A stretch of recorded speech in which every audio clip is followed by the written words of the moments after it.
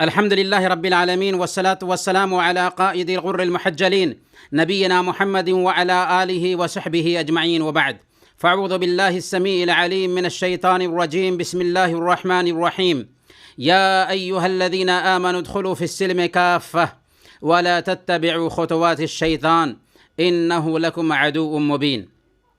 محترم بھائیوں اور پردہ نشین ماؤں اور بہنوں، السلام علیکم ورحمۃ اللہ وبرکاتہ.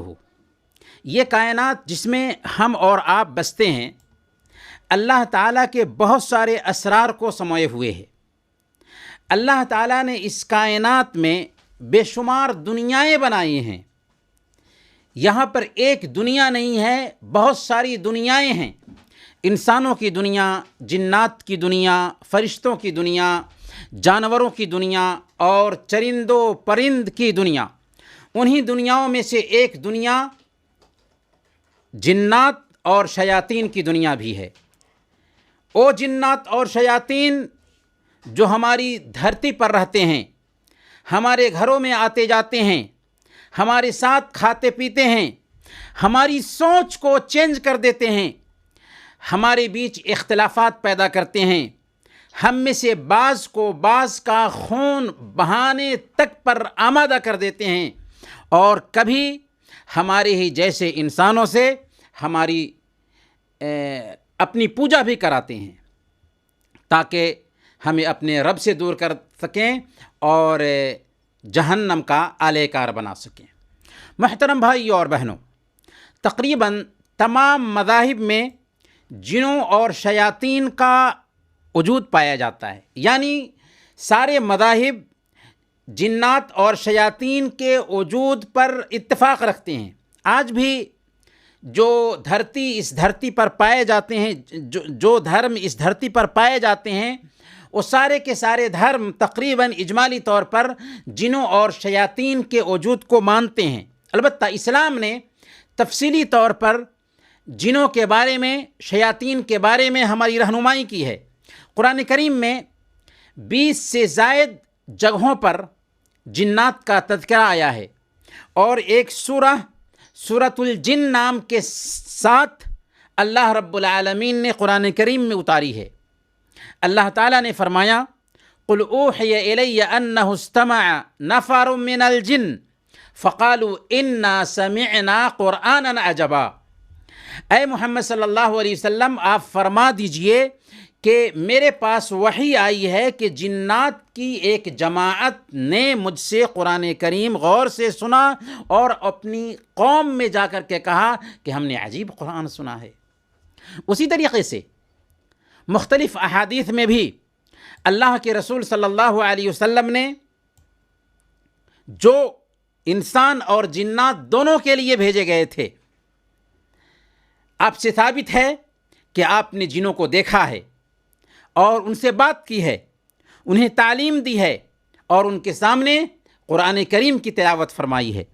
چنانچہ صحیح مسلم کی روایت ہے، حضرت عبداللہ بن مسعود رضی اللہ تعالیٰ عنہ فرماتے ہیں کہ ایک رات اللہ کے رسول صلی اللہ علیہ وسلم ہم سے اچانک غائب ہو گئے.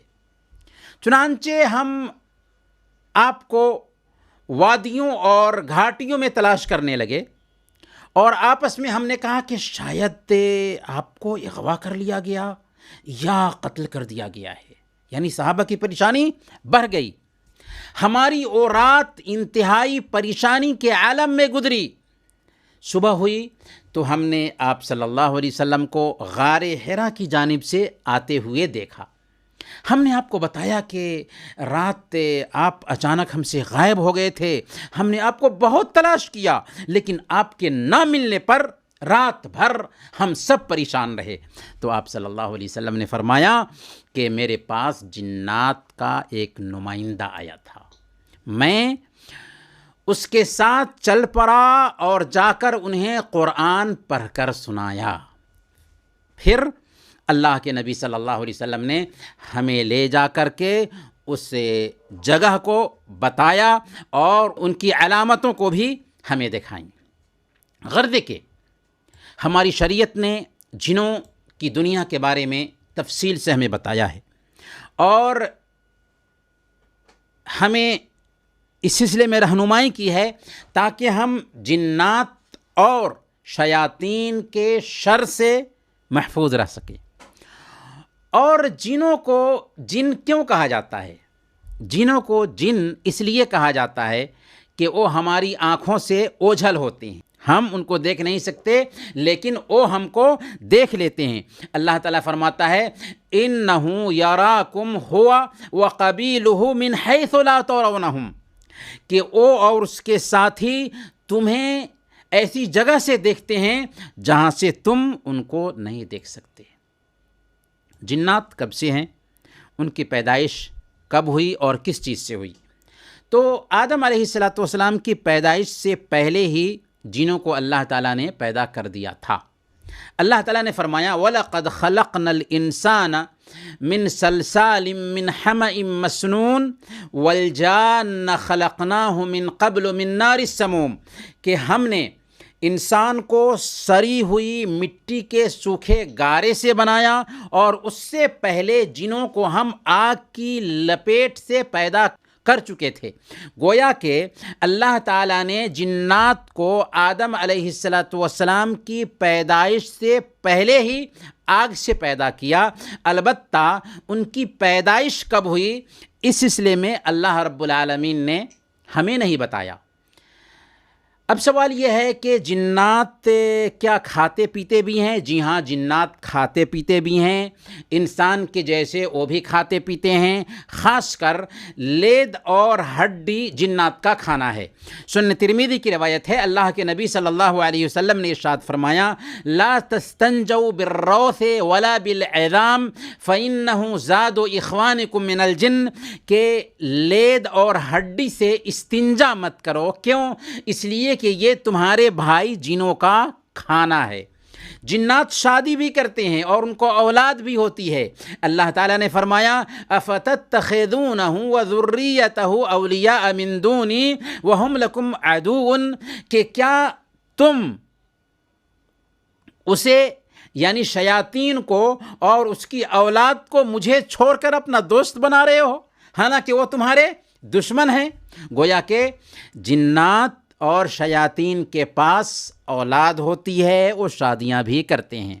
سارے جنات پیدا ہوتے ہیں اور مرتے بھی ہیں، کیونکہ اللہ تعالیٰ نے فرمایا کل من علیہا فان، کہ اس سرزمین پر جو بھی ہیں وہ سب کے سب مرنے والے ہیں، البتہ ان کی عمریں کتنی ہوتی ہیں اس سلسلے میں ہماری شریعت نے کوئی وضاحت نہیں کی ہے۔ ہاں، اتنا ضرور ہے کہ ابلیس جو جنات میں سب سے بڑی عمر کا ہے، اس کے بارے میں اللہ تعالیٰ نے قرآن کریم میں بیان فرمایا قال انذرنی الی یوم یبعثون، کہ اے اللہ مجھے قیامت کے دن تک مہلت دے۔ چنانچہ اللہ رب العالمین نے فرمایا تھا انک من المنظرین، کہ تجھے مہلت دی جاتی ہے۔ گویا کہ ابلیس زندہ ہے اور قیامت کے دن تک زندہ رہے گا۔ جنات کہاں رہتے ہیں؟ جنات اسی دھرتی پر رہتے ہیں جس پر ہم بستے ہیں، البتہ زیادہ تر وہ غیر آباد جگہوں، جنگلات، چٹیل میدانوں اور گندگی کی جگہوں میں رہتے ہیں، جیسے باتھ روم ہے، کوڑے دان ہیں، قبرستان وغیرہ۔ اسی طریقے سے وہ لوگوں کو بگاڑنے کی جو جگہیں ہیں وہاں پر زیادہ ہوتے ہیں، جیسے بازار۔ شیاطین اس گھر میں بھی رات گزارتے ہیں جس گھر میں اللہ کا نام لے کر گھر والا داخل نہ ہوا ہو۔ جنات کی طاقت اور قوت کیا ہے؟ جنات کو اللہ رب العالمین نے عجیب طرح سے طاقت اور قوت سے نوازا ہے، جیسے وہ منٹوں میں ایک ملک سے دوسرے ملک کا فاصلہ طے کر لیتے ہیں۔ چنانچہ آپ حضرت سلیمان علیہ السلام کے قصہ پر غور کیجئے کہ ان سے جنوں میں سے عفریت نے کہا کہ میں آپ کے اپنی جگہ سے اٹھنے سے پہلے آپ کے پاس ملکہ سبا کا تخت لا کر کے رکھ دوں گا۔ جبکہ دوسرے جن نے کہا تھا، جسے کتاب کا علم دیا گیا تھا، کہ آپ کے پلک جھپکنے کے برابر میں ملکہ سبا کا تخت لا کر آپ کے سامنے رکھ دوں گا، پلک جھپکنے کے برابر میں۔ چنانچہ ایسا ہی ہوا، اور پلک جھپکتے ہی حضرت سلیمان علیہ السلام نے تخت کو اپنے سامنے میں پایا۔ فلما رآہ مستقرا عنده قال هذا من فضل ربی، جب حضرت سلیمان علیہ السلام نے تخت کو اپنے پاس ٹھہرا ہوا پایا تو کہا کہ یہ میرے رب کا فضل ہے۔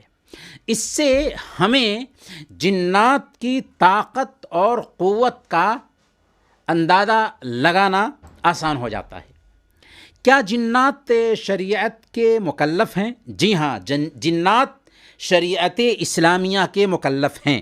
اللہ تعالیٰ نے یہ دین اسلام صرف انسانوں کے لیے نہیں بلکہ جنات کے لیے بھی بھیجا ہے۔ قرآن جنات کے لیے بھی آیا، اور اللہ کے نبی صلی اللہ علیہ وسلم جنات کے بھی نبی ہیں۔ اللہ نے فرمایا سورہ الذاریات آیت نمبر 56، وما خلقت الجن والانس الا لیعبدون، ہم نے جنوں اور انسانوں کو محض اس لیے پیدا کیا ہے کہ وہ میری عبادت کریں۔ اسی لیے جنات میں نیک بھی ہیں اور جنات میں برے بھی ہیں، جنات میں مومن بھی ہیں، جنات میں کافر بھی ہیں۔ اللہ نے فرمایا سورہ الجن آیت نمبر 14، وَأَنَّا مِنَّا مُسْلِمُونَ وَمِنَّا الْقَاسِطُونَ، کہ ہم میں بعض تو مسلمان ہیں اور بعض بے انصاف ہیں، کفر کرنے والے ہیں۔ لہذا جنات میں جو لوگ شریعت کی تابعداری کریں گے وہ جنتی ہوں گے، اور جن لوگوں نے شریعت محمدیہ کی تابعداری نہیں کی وہ جہنم میں جائیں گے۔ یہاں پر ذرا ٹھہر کر کے جنات کے ساتھ ساتھ کاہنوں اور نجومیوں کی حقیقت کو بھی ہم سمجھ لیتے ہیں۔ جنات کی گفتگو چل رہی ہے تو آسمانی خبروں کو اچکنے کے حوالے سے جنات کا کیا کردار ہوتا ہے؟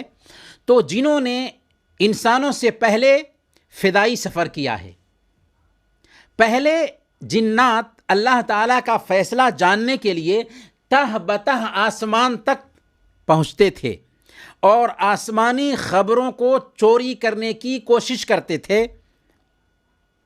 جب اللہ کے رسول صلی اللہ علیہ وسلم کی بعثت ہوئی تو آسمان پر سخت نگرانی کر دی گئی۔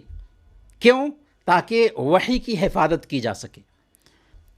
جنات آسمانی خبروں کو کیسے اچکتے ہیں اور کیسے وہ اپنے چیلوں، کاہنوں اور نجومیوں کو بتاتے ہیں، اللہ کے نبی صلی اللہ علیہ وسلم نے اس حوالے سے ہمیں بتا دیا ہے، ہماری رہنمائی کرتی ہے۔ ہمیں اس کے ذریعہ اندازہ لگ جائے گا کہ کیسے کاہن اور نجومی لوگوں کے ایمان کا سودا کرتے ہیں۔ صحیح بخاری کی روایت ہے، اللہ کے نبی صلی اللہ علیہ وسلم نے ارشاد فرمایا کہ جب اللہ تعالیٰ آسمان میں کوئی فیصلہ فرماتا ہے تو فرشتے اس کے فرمان کے آگے عاجزی کے ساتھ بازو مارتے ہیں، اور ان کے بازو مارنے سے ایسی آواز نکلتی ہے جیسے پتھر پر زنجیر کے مارنے کی آواز ہو، اور یہ فرمان ان فرشتوں تک پہنچ جاتا ہے۔ اور جب ان کے دلوں سے گھبراہٹ دور ہو جاتی ہے، یعنی فرشتوں کے دلوں سے گھبراہٹ دور ہو جاتی ہے، تو فرشتے ایک دوسرے سے پوچھتے ہیں کہ تمہارے رب نے کیا فرمایا؟ تو وہ کہتے ہیں، یعنی اللہ کے جو قریبی فرشتے ہیں وہ کہتے ہیں کہ اللہ رب العالمین نے جو کہا وہ سچ کہا، جو کہا وہ برحق ہے، اور وہ عالی مقام اور بزرگ و برتر ہے۔ اللہ کی اس بات کو شیاطین چوری چھپے سننے کی کوشش کرتے ہیں۔ شیاطین تہ بتہ ایک دوسرے کے اوپر ہوتے ہیں، اور سب سے اوپر والا شیطان اسے سن لیتا ہے تو اپنے نیچے والے کو سنا دیتا ہے، پھر نیچے والا اپنے بعد والے کو سنا دیتا ہے، یہاں تک کہ بعد والا کاہن، سب سے نیچے والا جو شیطان ہوتا ہے، وہ کاہن کے کان میں بات ڈال دیتا ہے۔ کبھی کبھی اس کے ڈالنے سے پہلے ستاروں سے اس کو مار دیا جاتا ہے، اور کبھی کبھی ڈالنے کے بعد مارا جاتا ہے۔ اللہ کے نبی صلی اللہ علیہ وسلم فرماتے ہیں یکذب معہا مئۃ کذبہ، اب وہ کاہن اس ایک بات میں جو فرشتوں سے سنی گئی ہوتی ہے 100 جھوٹ ملاتا ہے۔ فیقال الیس قد قال لنا یوم کذا کذا وکذا، اب کہا جانے لگتا ہے کہ کیا فلاں دن کاہن نے ایسی ایسی بات نہ کہی تھی؟ فیصدق بتلک الکلمہ التی سمعت من السماء، چنانچہ او کاہن، او نجومی، او جیوتش اپنی اس بات کی وجہ سے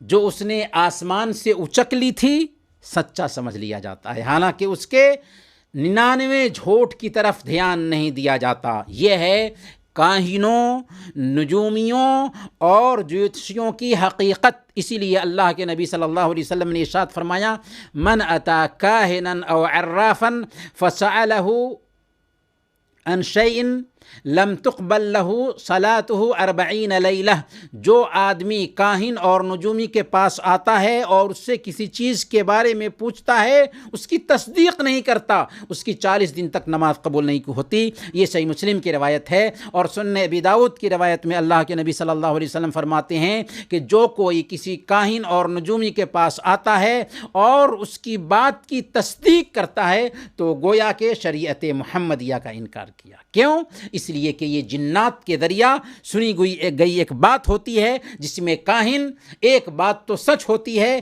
لیکن 100 جھوٹ ملا کر کے بولا کرتا ہے، اور لوگ کاہنوں اور نجومیوں کے پاس جا کر کے اپنے ایمان کا سودا کرتے ہیں۔ وصلی اللہ علی نبینا محمد وعلی آلہ وصحبہ اجمعین۔